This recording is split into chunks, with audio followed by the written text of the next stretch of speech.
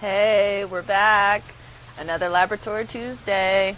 My name is Tory. I'm a holistic nutritionist using food, movement, positive psychology to love myself and my people. As you see, I am not in my own house. In fact, I have not been to our apartment yet. We've been traveling for a couple weeks. We are currently at Patrick's mom's house. And then tomorrow we fly out to California, and then I go to Arizona after that. It's been a wild ride. Look at this insane storm that's happening right now.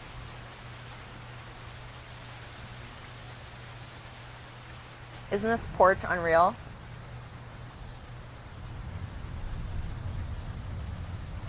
Gorgy gorge.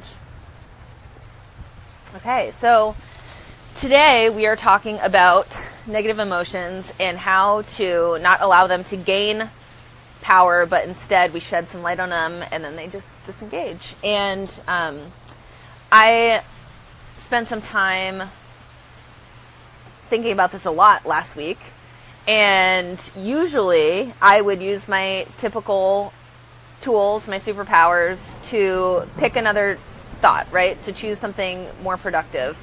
And I've spoken about this a lot, about, oh my gosh, did you hear that thunder?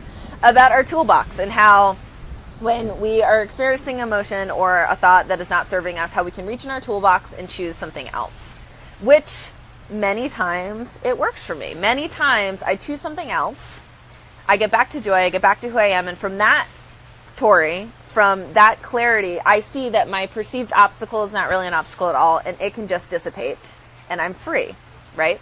But what happens when that doesn't work? And so I can turn into this robot where I think that I need to figure out everything by myself. And if I speak my negative thoughts or if I share my negative emotions, I bring more of that to me, right? I talk a lot about the law of attraction. It feels like there's a lot at stake. I don't want to spread more negativity. So I will think that it's my own personal burden that I need to overcome myself. And this means that I cave in on myself. I start blocking out people that love me. And I think that I need to dispel this darkness all alone.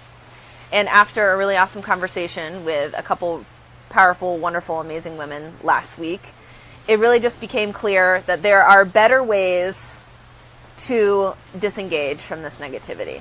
And so today I just have three really easy ideas for you next time you find yourself in a negative space, how you can not allow that negativity to gain power, and instead you can shed some light on it and then it just dissipates. So number one is, I always think you need to be honest with yourself and share first. So just like I said, I don't like giving negativity power. Sometimes I won't even write it in my journal because I'm like, you can't gain power.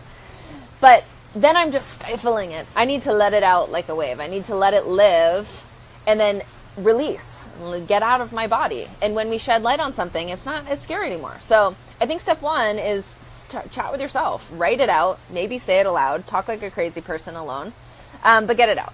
So that's step one. Number two, I still advocate for leaning on your conscious living rituals, right?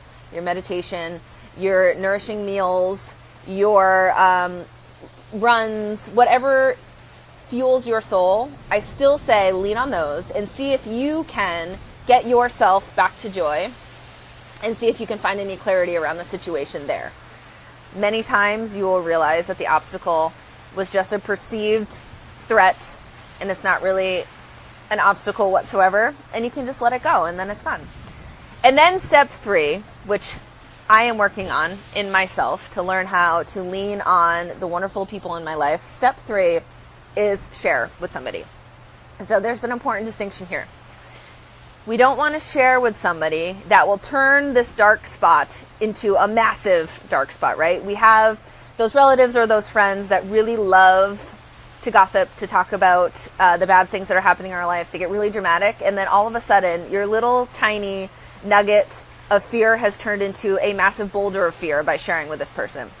That is not the person that you want to share with, right? You need to find somebody that between the two of you, by sharing your darkness, you both can shed so much light on it that it dissipates in double time, right? So there's two things I do when I very rarely lean on my friends when I need them.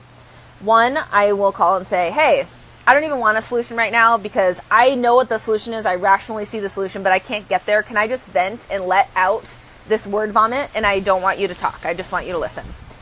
And my friend will let me talk. And they won't add their 2 cents at all. They'll just say, hey, I love you. Are you done? You good? And that feels good sometimes. Or 2, if I really want to find a solution that I can't see for myself, I will say, can I share something with you? I'd love for you to help me bring love and light to this and help me to dispel it. And so I will share, and then together we can use our double superpowers to disengage from that fear, to dispel it, to disintegrate it, and then I'm back, right? So I would love to know how you work through, how you work through your negative emotions and your negative feelings. And I would encourage you to identify 1, 2, 3 people in your circle that you can call and vent, and they're going to love you unconditionally. And these might be counselors, a life coach, a mentor, a therapist. It doesn't need to be somebody that's in your friend group. But if you do have an unconditionally loving friend, absolutely lean on them too. So do you have anybody in your circle that you can write down and you know, that is my go-to girl, my go-to guy for when I need help shedding light on a dark spot?